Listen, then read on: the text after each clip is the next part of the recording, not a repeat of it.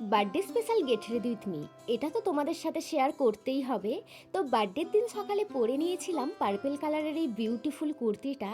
আর এই কুর্তিটা আমি এই স্পেশাল দিনটার জন্যই কিনে রেখেছিলাম। আমি না আমার বার্থডে নিয়ে ভীষণই এক্সাইটেড থাকি। সেই দিন কি ড্রেস পরবো, তার সাথে কীরকম সাজবো, কি কেক আনা হবে, সব কিছু আগে থেকেই প্ল্যানিং করে রাখি। আর তোমরা হয়তো অনেকেই ভাববে নিজের বার্থডে নিয়ে এক্সাইটেড আবার কে থাকে। আমি থাকি, আর সেটা প্রচণ্ডভাবে, কারণ আমার লাইফে তেমন কোনো স্পেশাল মানুষ নেই যে সাডেনলি আসবে আর এসে কোনো এক রূপকথার জগতে নিয়ে গিয়ে সারপ্রাইজ দেবে, যেমনটা মুভিতে হয় আর কি। But life is not a movie. তবে এটা বলতে পারি, আমি ছাড়াও আমার বার্থডে নিয়ে আরও দুটো মানুষ খুবই এক্সাইটেড থাকে। আর এই স্পেশাল মানুষ দুটো কে জানো? আমার মা বাপি। বার্থডের কিছুদিন আগে থেকেই মা আমার নামে একটা ভালো বার থেকে পুজো দেয়, তারপর কি কি রান্না হবে সেটাও মা ঠিক করে ফেলে। সেই মতো বাপিও তার আগের দিন থেকেই দোকান বাজার সব সেরে ফেলে।